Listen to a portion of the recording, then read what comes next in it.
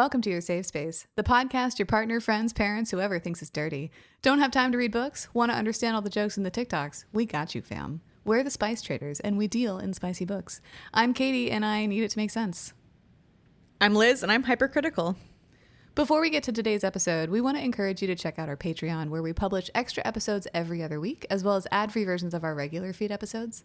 Also, any series we read past the first book, all that coverage is Patreon only, so think series like ACOTAR, Fourth Wing, Guild. Anyway, we really appreciate the support and encouragement to continue doing something we love and sharing it with you. Thanks in advance for checking that out. As always, we start this episode with 3 things. First is a generic trigger warning. You can find specific triggers for this book in our show notes, so please check those out. We also use foul language and talk a lot about sex. If you have sensitivity to either of those things, our podcast probably isn't for you. Second, our episodes talk about books, the whole book, nothing but the book, so help me goddess. If you don't want something spoiled, don't listen to this episode. And finally, we acknowledge that a good book can hit you at the wrong time. Our views discussed in our episodes are our opinion, and we don't want to diminish the work or the talents of the authors in our community. That said, we have some notes.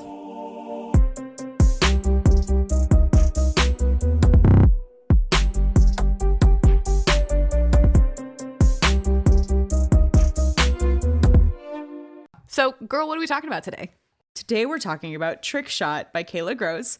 This was published in 2023, and it is a standalone novella, but it's in the Puck Brothers series, which has one other novella. This book is 194 pages long, and that's a shorty. This is our first foray into hockey romance, which is why I chose it, but turns out none of them are hockey players in the story, so, like, we tried, guys. Funnily enough, the second novella is called Puck Shy, and that's about the hockey playing brother. So, oh, okay, we were close. We were close, and like hockey is mentioned. One's like an ex-hockey player. We'll get into it. There's not much to say. So I mean, we chose this as a holiday special. This comes out, I believe, on like Christmas Eve or the day before Christmas Eve. So my brain wants to go Merry Christmas fuckers, but like I don't want to say that. Merry Christmas, you filthy animals. You filthy animals. So the cover sets up for exactly what this plot is. It's a very cartoony image of 2 men and a woman, and the background is red with Christmas lights. It's a spicy Christmas novella. We get exactly what we're here for. I do appreciate that the characters on the cover, though cartoonish, it doesn't bother me. And they do reflect the way they are described in the book.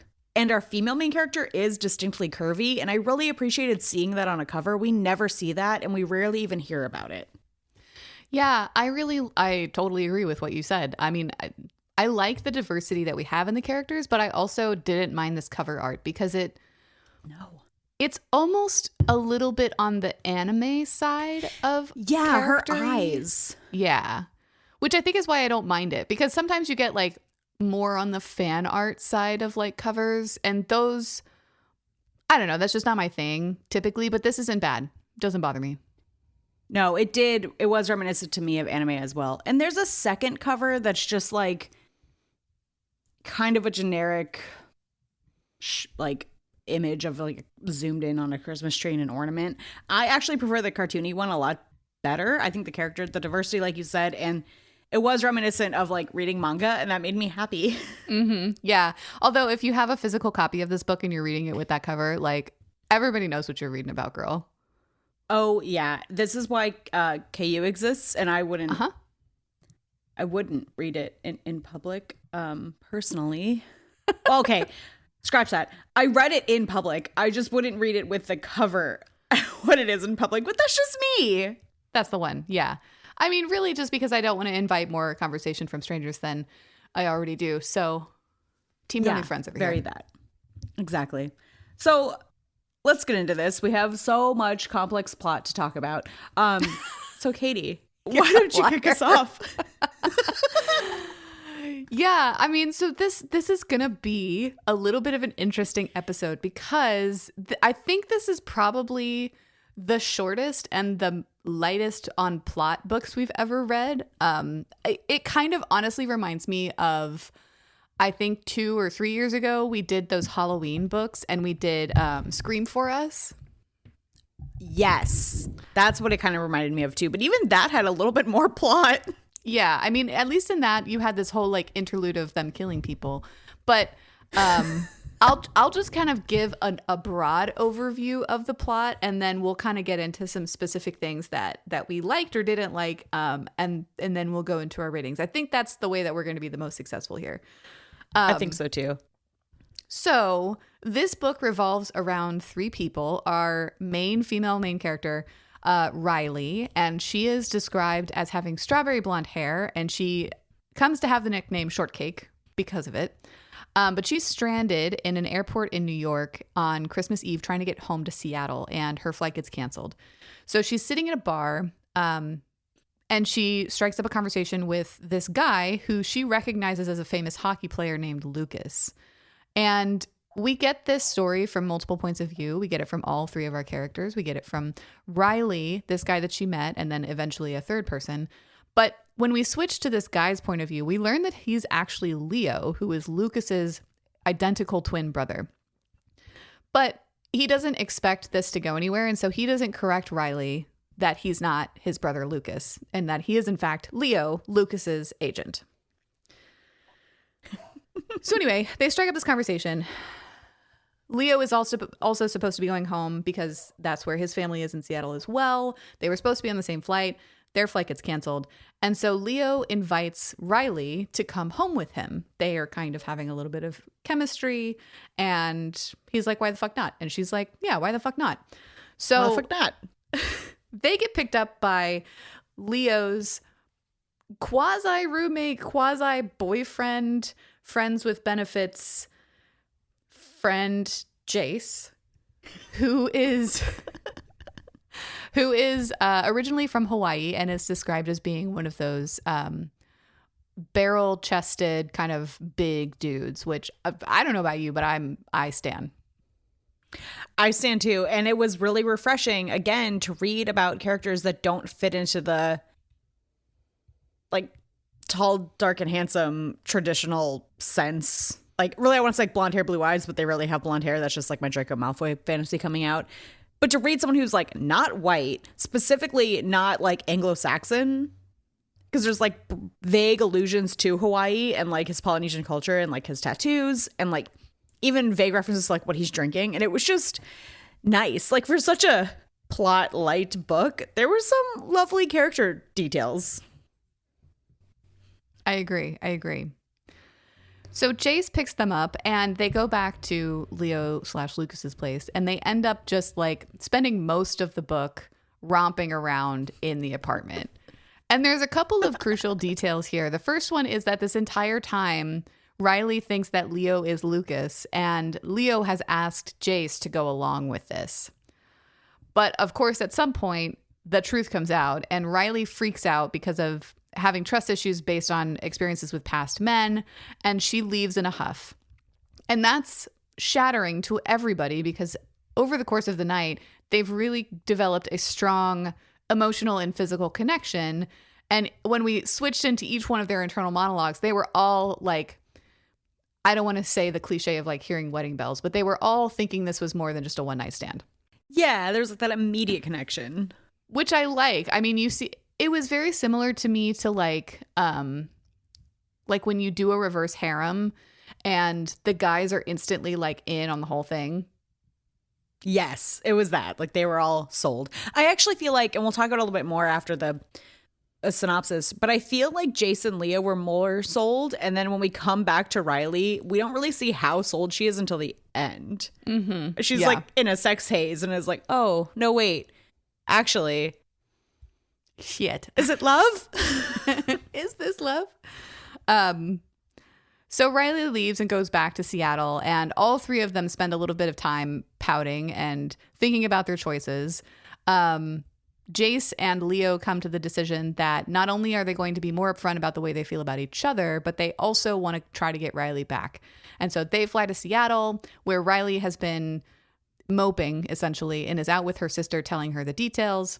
The dudes show up, they get Riley back, they spend a little bit of time in the hotel room that night, and then we flip forward to a year where they've spent all year together. On their anniversary, the two boys essentially propose to Riley, and even though they can't get legally married, they all have matching rings and they commit to each other in that way. And it's fucking adorable. It's fucking adorable, but that's the book. So like there's no there's nothing a whole lot more to talk about except for the smut, which is honestly what we came here for. It's exactly what we came here for. And I remember I texted you, I was like 58% of the way through the book. And I texted Katie and it was like, is this just one big sex scene? Yes. Yes. Yes, it is. Because I was like, I don't understand. Literally halfway through the book, and it's not a long book, but 100 pages into the book, it's all been like foreplay, like some intense foreplay, but like they haven't even done it yet. So it's like, okay, this is just one long scene, and it was excellent at every turn. Yeah, personally, no notes. I mean, look, I love a scene that like willfully suspends my disbelief in the amount of times a man can come in a single night. Yeah. And this book definitely did that. So it's making all kinds of noise over here. I'm so sorry. In my life. It's usually me that's like, whap, bam, bam. It really shows me how much I talk with my hands, which like I already knew I did, but it's one thing to like know it conceptually and another thing to be made aware every time you slap something. Right. And then like have like essentially rub your own nose in it when you go to edit the episodes, and it's just like, well, pop, pop, pop, pop, pop, pop. And I'm like, what the fuck was I doing? Like, I'm just sitting here. There's nothing on my desk. Like, why is this happening? Yeah.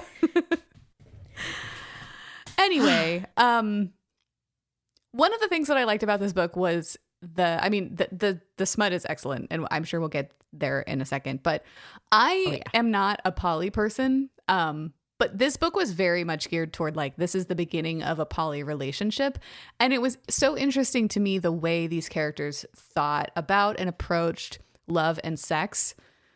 And that is just, it's interesting to me because it's not how my brain works. And that was fun to kind of explore and like, you know, kind of try on, you know, reading about these characters. Yeah, because we here at Space Traders, we here at the Space Traders. Oh, we here, you and I, struggling today. I'm not even gonna give that weird intro. Whatever, it's fine. We like reverse harem. We read a lot of reverse harem, but they're usually 99% of the time framed within the romantasy, right? So still we have like shifters or vampires or werewolves or whatever. So to read about a polycule like this throuple without any supernatural or like magic, I'm with you. It was really interesting to read about a realistic relationship that I've never had any connection with, and to like see how that worked. And getting into some of that relationship, I think my favorite part of this plot and story was Leo and Jace's love story, and like how they thought about each other and like coming to terms with that. Like, I think it was okay for a book that is literally all smut. It was really beautiful. Yeah, because it was interwoven into the scenes, right? Because we would kind of swap between Riley, Jace, and Leo's perspective. And they would talk about how they feel about Riley. Like, she's so exciting and they're intrigued and they're immediately like drawn to her like a magnet. But for them, it really amplified and like put a spotlight on how they feel about each other. And that was part of the plot too, with Leo being the more emotionally unavailable one. And over the course of the book, this sounds like way more deep than it actually was, but he did have a conversation with Jace about like, you know, this interaction that they had with Riley made me realize the depth of feeling that I have for you, and I don't want to hide that anymore. And I thought that was a really beautiful way to describe that. Yeah, I agree. And like throughout their whole scene, like you mentioned, flipping back and forth, let me backtrack a little bit. I was really impressed with the way this author was able to give us pretty decent character development through just a single sex scene. Like, Yeah. Leo's coming to terms with not only his actual feelings for Jace, and instead of being like, we're friends that kind of fuck, to being like, no, I love you. Like, I don't want to really be with anyone else except for Riley. And his, like, he also had to come to terms with feeling overshadowed by his brother. Like, he has a lot of character growth in a book that nothing but sex happens. And I'm really amazed by how this author, like, created that. I'm shocked. Yeah. And beyond the, but I don't want to say beyond, because it is part of the character development, because like we get information about how Leo is a switch, but typically is more dominant. And then we get to see like Jace, who's typically not more dominant, be more dominant and like take the lead. And like they were telling us internally about like how that dynamic works. And so it was just interesting to see that play out as a part of character development, which I think we're going to get real existential about this book, even though it is just like 200 pages of sex. Like, I really think that smut is underrated as a plot device and character development tool, because it is a part of people's lives, unless you're asexual, fine. But like, just to totally disregard it as something that like can't move the story along or anything like that, I think is a mistake. And I think that's why we gravitate toward the romantasy genre, because it has that like fantasy thing, but it also has this very real like depiction of lived experience, I think, for both of us. Yeah, I think that is such a good way to say that. And I didn't expect to get existential with this book, but let's go. I'm ready for this. Merry Christmas, I guess. Merry Christmas, you filthy animals. We get some of Riley's character development too, where she had this like shitty ex that was abusive, if not physically, at least like emotionally, and she's still kind of trapped and like working for him and like trying to make her life work with what she wants to do. And then within that, we have, I mentioned this at the top with the cover, and so I'm going to focus on Riley for a little bit. She is a curvy character, but at no point do we get like that body image concern. And I like seeing that from all sides, like from Riley as a character accepting who she is and not being shy, to these men accepting who they are. And the flip side, sometimes we'll get curvy female characters. We never get a like not athletic, trim male character, right? Like, yeah, like to get someone like Jace, who is distinctly described as having like a round, soft belly. I was like, and he's really hot. Yeah. Within the like, story. Like you, the dad bod that you're picturing right now is exactly how he's been described in the book. Yeah. And it was like, it was just so refreshing from so many points to get such diversity. Excuse you, phone, you're on Do Not Disturb. Okay. WTF. While you're making idiot sounds. It was so refreshing to get such diversity in like the romance, to have a throuple, which isn't quite that reverse harem. It's, I feel like, far more realistic than the whatever Christmas book we read 2 years ago where she has 9 fucking reindeer men. 8 to Rue. 8 to Rue. And I feel like I'm spiraling and repeating myself, but I just, seeing each of their character development was so fun. Oh, I was talking about their diversity. Just like their body types and their skin color and like their backgrounds. It was just so nice to see them blend, literally. Yeah. Same. And I want to be clear, because I said something that could be interpreted wildly differently. I said very true to lived experience for both of us. I don't want anybody to get it twisted. My husband does not have wings. Like, I'm not talking about the like mind-blowing sex. Yeah, like from like a demon or whatever. But what I am talking about is like the intimacy that you have between you and your sexual partner is a formative experience in your relationship and in your personal character arc. And I think that that's why this book is getting us a little bit existential, because it was only that. Like, only it was good smut, but it was character development. Yeah. And with that lived experience, like you mentioned, unless you're asexual, sex is a part of life. Like, you have to come to terms, sounds like it's a negative thing, but like you have to reconcile it within yourself once you like hit puberty and start discovering like masturbation and all those things.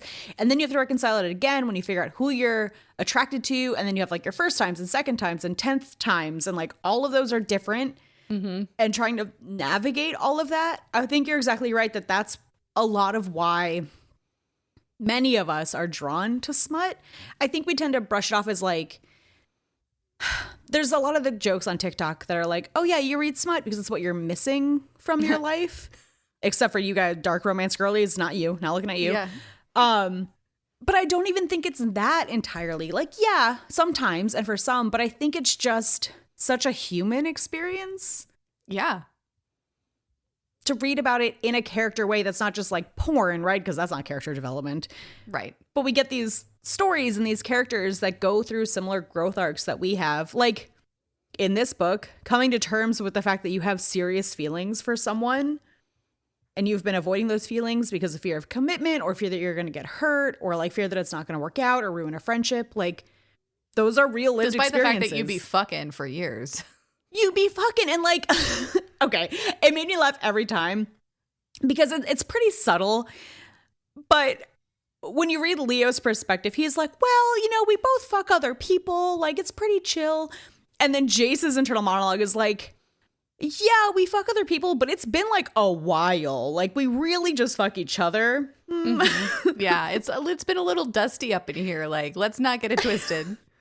And it's so funny to see that comparison between the two and then like see Leo wake up to be like, oh, it's just Jace.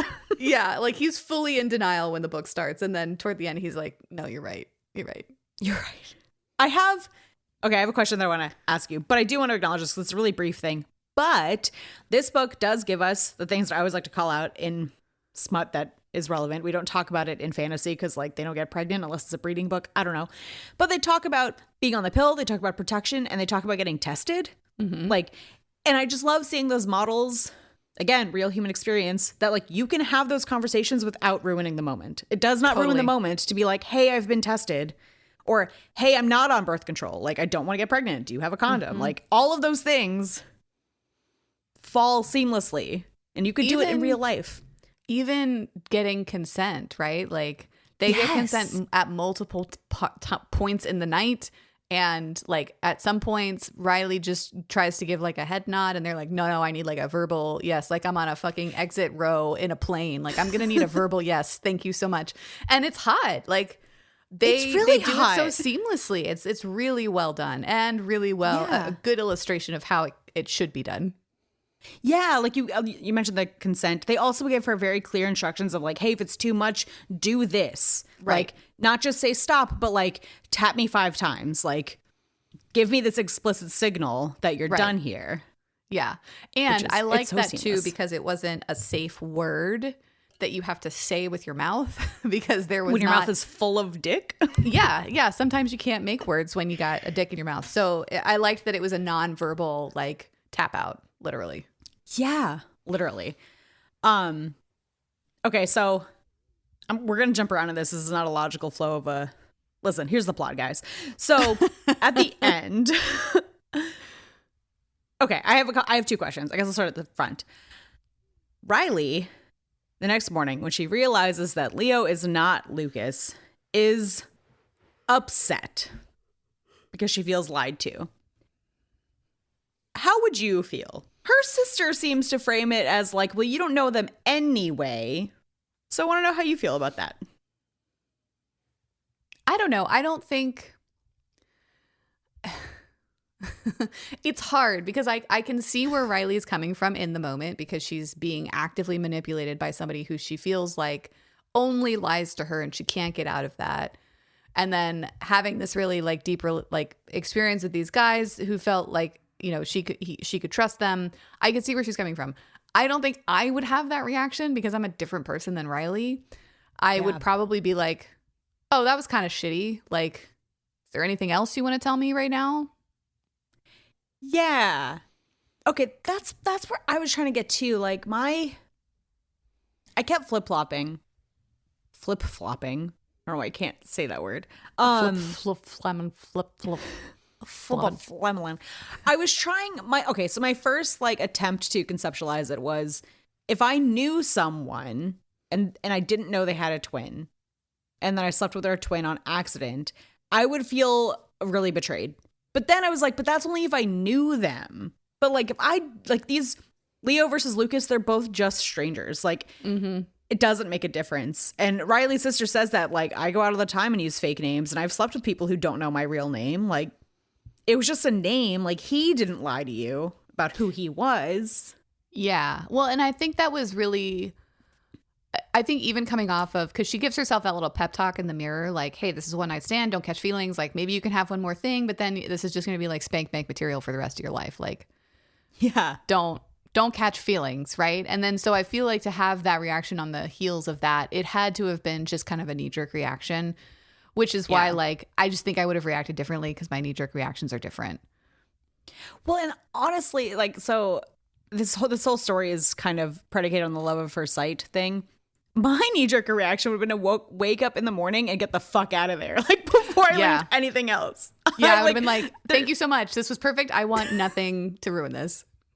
Yeah, exactly. Or like I would have been a little embarrassed the next morning. I mean, they all have big feelings for each other, but the only conflict in this book comes from that mistaken identity. And it made me wonder if the author put it in there just to give it some framing of a plot. It's like it didn't need to be there. I could see that. It was like, yeah, that makes sense because I'm with you. Like, the most awkward part about a one night stand is seeing the person next, like the next day. Yeah. Like, thank you so much for seeing my naked body. I need to go. Like, I would have left. And she's sitting here like, oh, I'm going to make like breakfast. And I'm like, we are different people. Yeah, I would not. I would have left. I might have left my number if I felt a connection to be like, hey, call me. Cause like that was great. And I wouldn't be opposed to doing it again, but I would not be making pancakes. No. Yeah. No. I think maybe I can see your point about the plot because like them flying across the US to like win her back, very grand romantic gesture. And I like so that great. That's how the book ended. Oh yeah, I wasn't mad about it. We also get just enough Christmas theming that it made it a Christmas book, but like it didn't need to be. Okay, the only part that was pretty Christmassy that didn't upset me at all was when he like fucks her with the Christmas tree decoration. Yeah. Well, and he calls it an ornament. I'm like, brother, that is not an ornament. Like that's like a glass figurine. Yeah, exactly. I was like, this is an ornament is something you pull off the tree. Right. And but it just feels substantial. It's gonna weigh the tree down. Exactly. I did appreciate, just to go to the realism a little bit, that like he has this, it's a glass tree. Like, I'm assuming it didn't have, you know how, okay, if you were to draw a Christmas tree like a 5-year-old, you know how it has like tiers, right? Yeah. I'm assuming it didn't have tiers. I'm assuming it was like a smooth cone. Yeah. But the characters in this book are just so human. So he like picks it up and he's like, I'm going to do these things to you. I don't remember what he says. Nothing like that. But Riley's like, no. Have you not seen all of the news articles of people who get like weird shit stuck in their butt? She's like, that is not a sex toy. You cannot put that in my body. And he's like, no, it's solid glass. It's not going to break. It's not sharp. And I appreciated the both sides of like, you're right. It's not a sex toy, but here's why it's safe. With the undercurrent of like, don't use breakable glass objects. Yeah. Like this and things that don't have bases. Yeah. And I love that he was like, okay, 1, it's not going in your butt. We can get it out. We can get it out. There's already something in your butt. Yeah. Yeah, that was wild. I didn't mind it. Like, I didn't mind it at all. Okay. There was one sex scene. It was one big sex scene. There was one scene that I couldn't figure out the logistics. And I'm hoping you can explain it to me. So, oh goody. Let me set the stage here. So they go into the quote unquote man cave that is like the North Pole threw up in there, right? Like it is all the Christmas you could ever want. And Jace is on the couch and Leo is on his knees in front of Jace, sucking him off. Mm-hmm. And then Riley somehow gets under Leo to also suck him off. I'm with you. But then somehow there's language about Riley swears the first time, but it gets on the couch. And I don't understand where her body is in relation to the couch. Because I pictured her like on the floor underneath Leo. So like she wouldn't be on the couch. Yeah. Okay. I can help with this one. I thought you were going to Please talk about help. some of the other ones where I was confused. But okay. So Oh, good. the couch is a chaise. So, or it has a chaise on one side. So, Yeah. when the scene starts, Jace is on the couch and he says, "Come over here." And Leo like kneels in between his legs. And then before they actually start, like Jace pushes himself back onto the chaise and then Leo gets on top on his knees, like in between his legs on the long part of the chaise. So then when Riley gets up there, she's laying on the chaise, like underneath Leo. Okay, so I had the positioning correct. I just forgot that there was a chaise that they were on. Yeah. Right. But Okay. I mean, to that point, it's a long ass chaise. Like, These are big dudes. yeah, they're big dudes. They're like really big dudes. And just, again, I'm here for all of the body positivity, but like none of these are thin people. Like that's a lot of like maneuvering. Yeah, of it's a body lot of parts. maneuvering. I And say it's a that. lot of like. I say that as not a thin person. So I love that it's like when they went into the bedroom, she like calls out, she's like, "Wow, California King." I'm like, "Oh, that's how they're all gonna fit." Got it. Okay. which I appreciate those notes because Yep. I don't know how you would fit in those. Okay, that makes way more sense. I was like, but because they have like kind of a long conversation about like not ruining Leo's carpet, and I'm like, but they're already on the carpet. Just say that you want to be in the bedroom. Like, don't bring in money to like replace the carpet. That conversation, I was like, just move, just go into the bedroom, go. Just go. Like, I don't need this. Like, just go. Speaking of logistics, though, there were a couple of other parts in the other scenes where like they would just be in a position and then like there would be this line of like, oh, and then he like ran his nose along her like collarbone or like kissed her shoulder or whatever. And I'm like, how? But that read to me honestly of like one-handed book, like we're not writing technically specific sex, right? Like we're writing for the vibes, right? So a little bit. And so that to me felt like vibe sprinkles because like the author knows that this is a one-handed book club reader like all day, right? And so you need those little flavor bombs of like things that are happening even though his neck isn't that long actually. Right, or he's like behind her so he can't possibly get to her collarbone. With his nose, certainly not. Certainly not. Yeah, I had some of those too. And then the scene that honestly just made me laugh because just in my picture it just looked ridiculous, and I'm sure it works in real life, but like they're gonna DP her and they're like getting ready to do it, and then I don't know who it is, but Jace, one of them is like, no, let's spoon. And I'm like, how the fuck are you spooning the three of you while also being inside her? Like two of you are facing each other and one's like the big spoon. I get that, but then I'm picturing like if you're facing your partner and you're also like connected, right? And then someone's behind you, like it just looks like this weird, like, I know the listeners can't see me, but like the angles don't work for me on that. Yeah, I mean, I'm going to be real honest. I don't have personal experience to pull from here. I don't but either. I'm with you. Okay, like I can picture spooning with one person and having sex while doing that. I can't picture facing another person and having sex with both of them. Well, it really, to on my me, side. where it gets ridiculous is when you add in the motion, right? Like, because is it a part. fist thing or is it like a seesaw action? I think it's like a seesaw, but I just don't. I'm like, where are your legs? I just don't. The motion. Where are her legs, right? Because like where hers are in her the middle. legs? Yeah. Yeah, that's where I was like, and it did not. Again, going back to your original point, it's one-handed reading club. It didn't take me out of the fantasy at all, but there was that little voice in my head of like, what the fuck are they doing? It's like the scene in the Peter Pan book where they double penetrate her up in the air while they're flying, and I'm like, but how? Yeah. And Yeah. actually, you know what? That one makes more sense to me because there's not a bed Because their constricting legs their can movement. dangle. Yeah. Yeah, you have 360-degree movement. Whereas the bed kind of is the solid wall that you can't go past. Yeah, I just kind of I went with it. I didn't tried not to get stuck on those logistics because I'm like, I don't know what I'm talking about.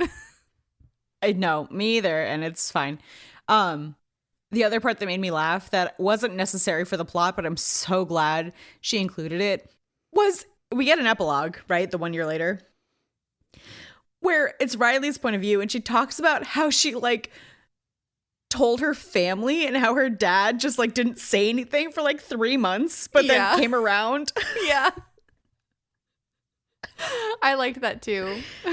Just made me laugh. I was like, I didn't need this, but I'm so glad you included it.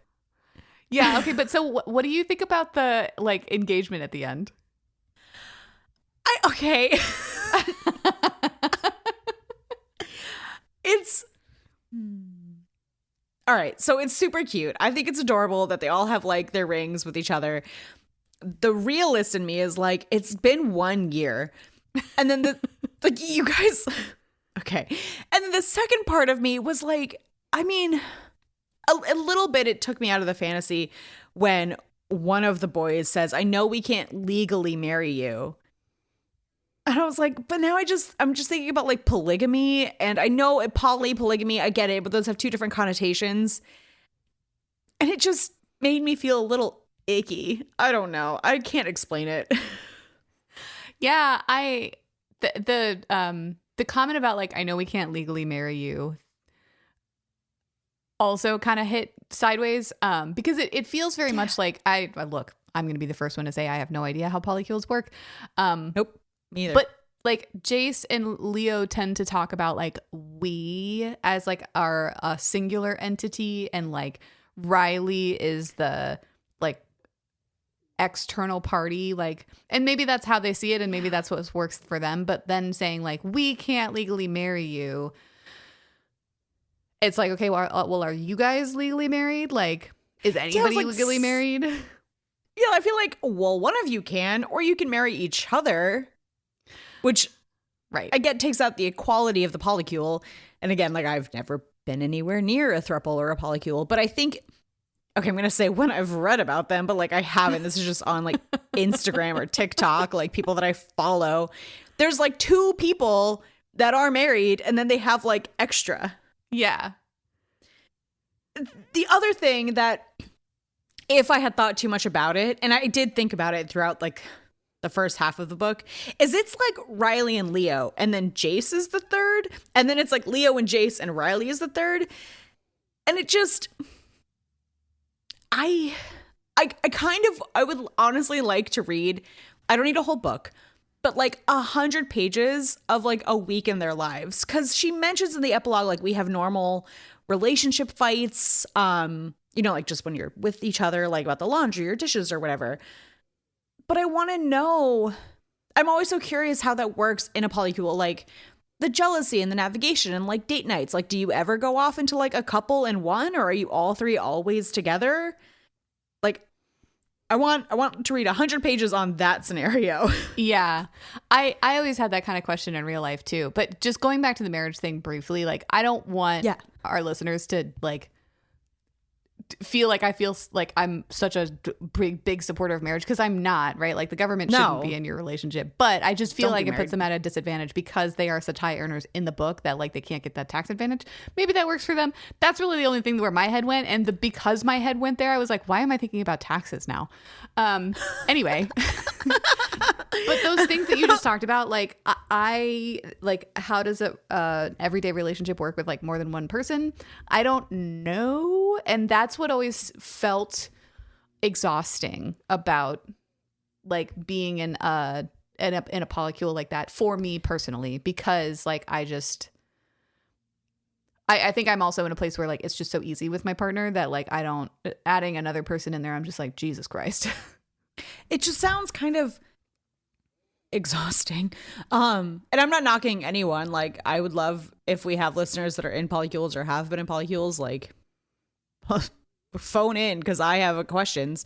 And I don't want any of this to be like I'm judging you, but I also had a fleeting thought about taxes, because like at least Jace and Leo are very well off, and I think Riley is like working on her career, like she's a publicist or something, like in advertising. So I also had that fleeting thought of like, but there are financial benefits for that some you're of you. missing out on. Yeah.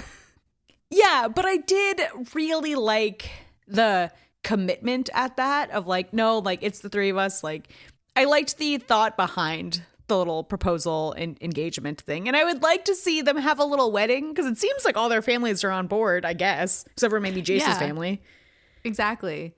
I think what I'm trying to say is like, if it is a polycule, I'm sure that there is a different thing that like polycules do to like show their commitment. And I think it would have been less jarring if they were like, hey, let's do this thing like to signify like our commitment to each other and not put it in such like monogamous terms since they are very clearly not a monogamous couple relationship. Yeah, you're right. Trouble. I think that's a good way to phrase it because it was just kind of jarring to phrase it as like a proposal. And then like we both said that line of we can't legally marry you, which I was just sort of like, but I never thought you would. Right. Like that's okay. Anyway, very minor feedback. Also, and my only last point on that like proposal thing is like it's Christmas Eve, it's their anniversary. That's fucking adorable that's when they're gonna like commit or propose or whatever. But those two boys, Jace and Leo, go out that morning to get the rings. And I was like, to pick them up, or like did you just have this idea? Because I don't like, I want it to be like premeditated, not just like, hey, you know what would be a really fun Christmas present if like we just got engaged. Well, I feel like because they had the 3 rings picked out in size, must like have been it must have been premeditated. Yeah, okay. That makes sense. With your own experience on ordering a fucking ring that's the right size. It's kind You're of a pain right. in the It's ass. it's a long process. But then that brings me back to like it's been 1 year. Yeah. Okay, but I can't talk because I got engaged within a year. So Did you really? yeah, I mean, so we started officially dating in August, and then we got engaged. We bought a house really the following May, and then we got engaged. I guess technically the December, so a little bit more than a year, but we fucking bought a house together, like we were gonna get married. That seems crazy. And then within by that next August, we were married. So we only dated for 2 years. Okay, and I mean, I've only been dating my fiance for a year and a half, so whatever. Cut everything I just said. Okay, it's Look, fine. when you know. And I think that this book, just to bring it full circle, this book does a really good job of showing that like they did know off the bat, totally, and it's super cute. You're right. I take back everything I said about it only being a year. I mean, I feel like that's just your mother coming through on like loudspeaker. That's not how you actually feel. No, it's not. Now I want to like go re-record the last like 10 minutes. No, I think this journey's better. Okay, great. Keep this whole journey in. I have come on a journey. You know what? I'm doing a lot of unlearning. It's part of adulthood. It's fine. It's tough. That unlearning shit. Holy shit, dude. God, it's so hard. So, it's so hard. Let me propose this. Do you have any other thoughts on like general debriefy style things before we get into our ratings? No. No. Okay, then let's get into our ratings. This book is delightful.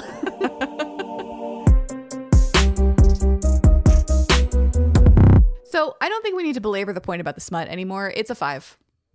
It's fucking amazing. They have the immediate chemistry. It's really romantic. They have like all of the consent and all the things. And we talk about wanting lengthy scenes. This scene is not even exaggerating, 120 pages long. Yeah, it's the majority of this book. And we get a couple of other smaller scenes, and it is specific. It is like varied, I'll say. There's different things that happen in different rooms. There's different kinks at play. Like just a lot is happening, and I have no notes. Okay, my only note, and this isn't a note against the smut, but we do get a disclaimer in the front of this book. And one of the things it lists is a shaving kink. And I gotta say, I did not enjoy the scene of him shaving her legs. It made me incredibly nervous. Okay, yep, great. Thanks, me too. But I did not enjoy it. Like some people are into that. It doesn't do anything for me. No, it just made me nervous. Like, I was just picturing, like, you're all hot and bothered, like, getting nicked. Yeah, exactly. It's like, you do you. I'm not yucking your yum. But I was just like, I hope no one slips. It also doesn't help that I recently got a new razor and like basically flayed my entire shin with it. So that's just my own personally inflicted trauma. Anyway, let's get into the writing style. How do we rate that, girl? We both rated it a 4. There's not any egregious typos. I didn't catch any typos or grammar issues. There were a couple points that went either, and I did not go back and read it closely enough to see if I was right. And I don't think I was even right, but there were a couple points when either Jace or Leo, we were getting their perspective, that it almost felt like there was a slip and they like talked about themselves. But I think I just wasn't reading it closely enough. Mm-hmm. But while their characters are different, their voices weren't distinctly different. And so that got a little bit confusing to me, where I would be like, why is Leo talking about himself in the third person? Yeah. I agree he's with not. That. Got it. It also didn't help that it was confusing that like Leo was Leo in his internal monologue and in Jace's internal monologue, and he was Lucas when they were talking about him out loud. Yeah, or in Riley's internal monologue, it was Lucas. Yeah, right. Yeah. So that was a little bit messy, but it didn't take away from the scenes. No, not at all. It was really great. So that brings us to quality of storytelling. I think we spent the first half of this episode talking about how much character development there was in this book, shockingly. Yeah. So we rated it a 4. I was surprised. I was not expecting to rate it so highly, but I think for the story that was there, the quality of it was pretty high. Like, yeah. I mean, obviously we didn't get anywhere close to having plot holes, but like the character development, the circumstances that they were in, the things that were used to move the plot forward, like everything was really well done, especially in 200 pages. So super appreciate that. Yeah, it was really impressive. And it does make me want to read more by this author. Like, I wouldn't be opposed to reading the one about real Lucas. Yeah, exactly. Also, just in the storytelling, kind of going to the character development, once Riley knows who Leo is, it is super cute. She like sees a picture of Lucas or like sees him on TV and is like, here are some distinct differences, because like now I know Leo, and like their eyes are different, like their aura is different essentially. And I thought that was really sweet. Yeah, I did too. But I did have the question. I was like, is one of them not in a hockey jersey? And then I was like, wait, are hockey players just constantly in hockey jerseys? No, that can't be right. Also, one note about the next book, we should definitely read it because it's about her sister Stevie. Okay, if we can fit it in as like a quickie in 2026, I would be down to do it. I mean, I busted this book out in like a day. Okay, real quick, you can cut this out if you want, but I was killing time before my doctor's appointment on Wednesday, and so I was reading this book, and I was reading it at Starbucks, as one does. So I was fully reading this in public, which was a choice. I was just like blushing. I could not read it at work, though. I often read in the bathroom at work. I could not read this book at work. Like, I was like, I'm doing something wrong. I'm going to get caught. Like, I don't know. It was weird. Which I felt that way about the ritual, too. I was like, I can't read this at work. So I was reading it at Starbucks, but then I get in my car to go to my doctor's appointment, and I've been listening to Crime Junkie. So, like, I have all this smut in my head. And then my Spotify starts up, and it's like, and then they found his dismembered body in the woods. And I'm like, okay, what the fuck is the media that I consume? Girl, that is so relatable to me. Like, Crime Junkie is the only thing I listen to. So, do we recommend this book? Yes, we do. And I want to read more by this author. I do too. This was such a delight, and it really, like, I know you said there was just enough Christmas to make it a Christmas novella. I agree, but it got me into the Christmas spirit a little bit more than I already was, and that was great. Yeah, because there's just like going in the storytelling, like back to the ratings, like they're having sex in this room that's like decked out. So they're talking about like the glow from the Christmas tree, and it was just really nice ambiance for all of the filth. Yeah, definitely. And just like the little touches of like the Christmas ornament, like penetration was just great. Anyway, it was just great. So instead of our regular outro, Liz is going to read the dedication to this book. I feel like I need to do that like sultry after hours voice, but I might be incapable.